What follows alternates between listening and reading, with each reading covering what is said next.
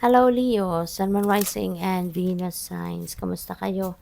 Sana po'y nasa mabuti kayong kalagayan. Welcome back po sa Star Tarot. At kung bago kayo rito, welcome din po kayo. Please subscribe, like, share my videos, and leave me a comment kung nakaresonate po kayo. Thank you. Tingnan natin kung ano mga messages ni Leo. But before that, it's Christmas Day po. Kaya may you have a very blessed Christmas. Leo, have fun and enjoy. So, first message ninyo, talagang masaya, no? Masaya to.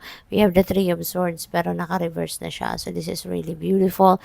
Kasi ibig sabihin nito na na-overcome nyo na, no? Or ma-overcome nyo na yung sama na loob, ma-overcome nyo na yung heartache, yung heartbreak na nararanasan ninyo, no? So, this is the time that you are going to be very optimistic na, no, magpapatawad ka na, meron na ditong healing, meron ng recovery from a pain, no, from pain na naranasan ninyo, and this is about acceptance, no, meron ng acceptance of what happened, no, in the past. Meron na ditong pag-release, no, ng sama ng loob, ng mga resentments, ng mga pag-release ng bigat, no, mga emotional baggages, emotional wounds ninyo.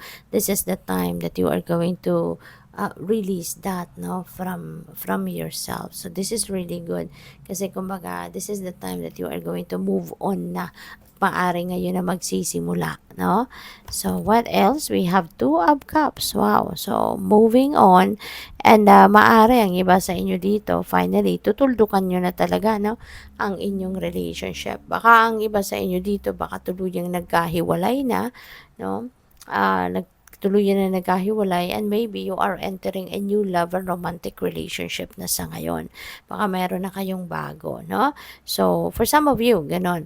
Or, pwede rin naman kasi na meron ditong couple na maaring nagkahiwalay, nag, yung bang may temporary cool off, parang ganon, na may hindi pagkakaintindihan. So, you just needed some time for yourself. You just needed space. You just needed time. So, maaaring may ganong kaganapan, no, ang iba sa inyo, at nagbalikan din kayo. No? Maaaring ngayon din kayo nagkaintindihan na at nagkabalikan. So, maaaring ganon. You're giving your person, your relationship, no, another chance, 'di ba? Yung ganon. So, possible din na ang iba sa inyo rito is entering a new level of your commitment, 'di ba? Hindi lang ito pagbabalikan, but maybe ang iba sa inyo, baka kayo ay you're going to commit to a higher level ng commitment, ng relationship ninyo sa inyong person. So, pwedeng ganun din yun. We have strength. Ayan. So, itong kailangan ninyo. No? Ito yung kailangan ninyo para malagpasan ng lahat ng sakit ng loob, sama ng loob, yung mga resentments na yan, mga emotional baggages, emotional wounds. Ito yung kinailangan ninyo, no? Para ano ninyo yan, magawa ninyong mag-forgive, magawa ninyong tanggapin ang nangyari, ang sitwasyon ninyo, no? So, tignan natin kung ano pa yung mga mensahe ni Leo. We have the world, which is travel. Pwede ang iba sa inyo is going to travel the world. Maybe merong international travel dito, yung ganon, no? This is also about fulfillment, no? This is about fulfillment. This is about contentment, satisfaction, kasi meron kayo dito mga achievement, no? And completion, 'di ba? Meron kayong mga matatapos na mga kaganapan, 'di ba, sa buhay. At King of Swords, this is also about a person of authority. Baka kayo ito, no, Leo, baka kayo ay isang person of authority, or baka mapopromote pa lang kayo into person of authority, or baka you are someone, no, professional na baka nilalapitan din kayo ng mga tao to when they need advice, when they need enlightenment, when they need a professional opinion, no? Baka kayo ay kanilang nilalapitan, no? So, by the way, see the world success ito, no? This is a successful period sa buhay mo. Kaya, maaaring meron din kayo dito mga celebration, meron din kayo dito mga tagumpay na talaga namang ang finally ngayon ninyo makukuha. Kaya have fun and enjoy. So what else? We have independence, manage money yourself. Independence guarantees security so that don't depend on others. Okay? Wag ninyong wag ninyong ipapaubaya lahat-lahat na lang sa kunyari, baka merong mga taong nagmamanage ng inyong pera katulad na lamang ng bookkeeper, accountant, mga gano'n, no? So, baka panawagan ito sa inyo ngayon na kailangan maging aware pa rin kayo sa takbo ng pera ninyo, papaano minamanage ang pera ninyo, 'di ba? Or mas maganda, no, na kayo mismo, 'di ba? Kayo mismo yung magre-record, kayo mismo yung mag-allocate ng pera ninyo kung saan man, 'di ba? Yung gano'n. So, what else? We have money tree. Ayan. So, money tree. Dreams come true. You will get what you have long desired. Enjoy your wealth. Wow. So, dreams come true.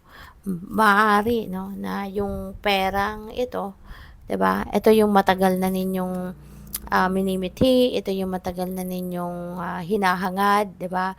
So, yun, wishes, siguro ito din yung wish ninyo, 'di ba, na magkaroon kayo ng maging mayaman talaga kayo. So, here you go.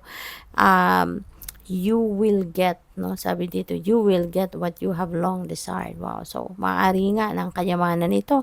Enjoy your wealth, abundance, prosperity, wealth, 'di ba? Ito na yung time na makukuha nyo na to. So, baka ito, return of investment ninyo, big time, no? Or baka windfall of money ito, winning, di ba? Maaring ganon. So, depende. Kahit saan man manggagaling ang perang ito. But yeah, this is the money, no? This is the wealth that matagal mo nang hinahangad. Kaya good luck sa'yo. I-claim nyo na yan. No? Write them down sa comment section that you are claiming this energy para kumbaga maselyuhan nyo na, no? Yung ano na to, yung dream nyo na ito at makamit nyo na. Fruits of labor. It's time to reap the fruits of your labor and become rich. Rich again is here. Holy moly, Leo. Talagang most likely, no? Most likely, yung perang ito ay galing sa trabaho. Yung perang ito is the fruit of your labor, 'di ba? Pwedeng galing 'yan sa negosyo ninyo, pwedeng galing 'yan sa pera ninyo, baka super magbo-boom ang business ninyo or baka sa career ninyo, baka merong promotion or baka nakuha mo na yung kontrata na big time na kontrata kung nangongontrata kayo, yung mga ganun ba, no? So but definitely the fruit of your labor is coming here, no? Kaya ito yung financial gain, maaring isang source lang ito ng inyong financial gain. At maaari talaga na mayroon din ditong windfall of money or baka mayroon kayong inheritance na bonggang-bongga, 'di ba? Maaaring ganoon. Kaya good luck sa iyo. Thank you for watching. Love and light. Namaste.